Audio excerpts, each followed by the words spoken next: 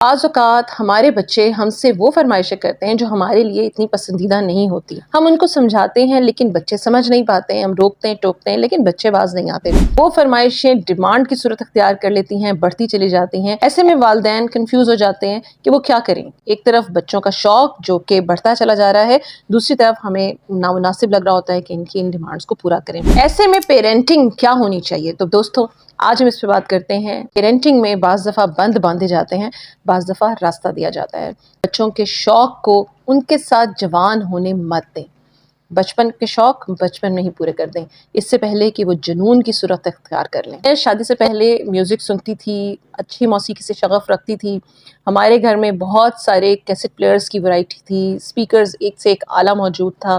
میرے بچے ہوئے تو مجھے لگا کہ مجھے اس شوق کو کنٹرول کرنا چاہیے. موسیقی کے شوق کو بچوں میں ٹرانسفر اتنی انٹینسٹی سے نہیں کرنا چاہیے جتنا میرے اندر موجود ہے.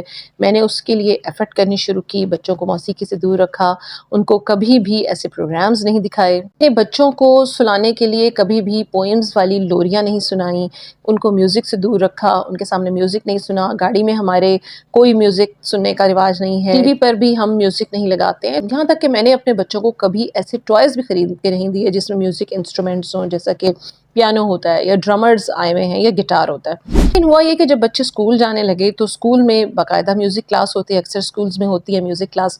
میوزک کلاس میں سکھائی تو پوئمز جاتی ہیں یا بچوں کے چھوٹے چھوٹے سانگز سکھائے جاتے ہیں یا پھر ملی نغمے سکھائے جاتے ہیں. تو میوزک کلاس کے ساتھ بچوں کا میوزک کے ساتھ انٹریکشن ہوا. پھر جب بچے اسکول جاتے ہیں تو دوستوں سے میل ملاقات ہوتا ہے, ان کی باتیں سنتے ہیں. تو میرے بچوں میں ایک شوق پیدا ہو گیا اور انہیں فرمائش کرنی شروع کر دی کہ اماں آپ ہمیں گٹار لے دیں. اماں نے پہلے اگنور کیا لیکن بچے باز نہیں آئے. مطالبہ زور پکڑتا رہا, اماں سمجھاتی رہیں, اماں روکتی رہیں. ان کے بابا کہتے رہے کہ کوئی حرج نہیں ہے, آپ ان کو گٹار دلوا دیں. لیکن اماں جو تھیں وہ چاہتی تھیں کہ انسٹرومنٹ سے بچے دور رہیں اور اس طرف نہ ہی آئیں تو بہتر ہے. لیکن دوستو ہوا یہ کہ یہ مطالبہ زور پکڑتا گیا. پھر ہم نے یہ دیکھا کہ ہمارے بچوں کے ہاتھ میں ریکٹس آتے تھے یا بیٹ آتے تھے, وہ اس کو گٹار کی طرح بجاتے تھے اور اسکول کے ترانے گاتے تھے. ان کو جو میوزک بھی سکھایا جاتا تھا وہ اس میں لہک لہک کے گاتے تھے, جیسے کہ نانی تیری مورنی کو مور لے گئے یا پھر رنگ اراؤنڈ دی روزز. بچے بڑے شوق سے یہ سانگ چاہتے تھے کہ ہم گھر آ کے دہرائیں. اب ان کو انسٹرومنٹ نہیں لے کر دیے گئے. خیر بچوں نے صبر کیا. یہ مطالبہ آہستہ آہستہ اتنا زور پکڑ گیا کہ بچوں نے ڈیلنگ شروع کر دی کہ اماں آپ ہمیں اگر گٹار لے کے دیں گی تو ہم آپ سے پرومس کرتے ہیں کہ ہم اس کو بہت زیادہ استعمال نہیں کریں گے, ہم کچھ ٹائمنگز سیٹ کر لیتے ہیں. تو مجھے یہ ریئلائز ہوا کہ یہ شوق جو ہے یہ بہت بڑھتا چلا جا رہا ہے, اور اگر میں نے اس کو یہاں پر ہی ختم نہیں کیا تو کہیں ایسا نہ ہو کہ یہ شوق ان کے اندر پلتے پلتے جوان ہو جائے, ان کی حسرت بن جائے, اور کل کو یہ اتنا زور آور ہو جائے کہ بچے باقاعدہ میوزک کی لائن اختیار کر لیں, میوزیشین بن جائیں, سنگر بن جائیں. ماں نے کیا کیا کہ وہ فوراً مارکیٹ گئیں اور مارکیٹ جا کر سب سے اچھی کوالٹی کے مہنگے والے اصلی گٹار تینوں بچوں کو لا کر دیے. بچوں کے لیے ایک سرپرائز تھا, ان کو برتھ ڈے گفٹ کے طور پر وہ گٹار دلوا دیے گئے. بچے ان گٹارز کو پا کر بہت مسرور تھے, خوش تھے. لیکن ساتھ ہی اماں نے ان کو یہ ڈیل یاد کرا دی کہ ٹائمنگز کے اندر یہ سارا کام ہوگا, ایک لمٹ سے زیادہ ان کو استعمال نہیں کیا جائے گا. شروع میں وہ گٹار زور و شور سے بجائے گئے. اتنا جنون تھا کہ صوفوں کو سٹیج بنا کے کھڑا ہوا جاتا تھا, وہاں پر لہک لہک کے پوئمز گائے جاتی تھیں, مختلف میری نغمے گائے جاتے تھے. خیر اماں یہ سب کچھ برداشت کرتی رہیں. یہ سلسلہ 2-3 مہینے چلتا رہا, پھر آہستہ آہستہ اس میں کمی آنے لگی. پھر یہ شوق جو تھا وہ ویکینڈز تک محدود ہو گیا, پھر مہینوں پہ چلا گیا. ایک وقت آیا کہ وہ گٹار ایک باسکٹ میں لاوارث پڑے تھے, ان کو کوئی پوچھنے والا نہیں تھا, ان کو کوئی نظر اٹھا کے دیکھنے والا نہیں تھا.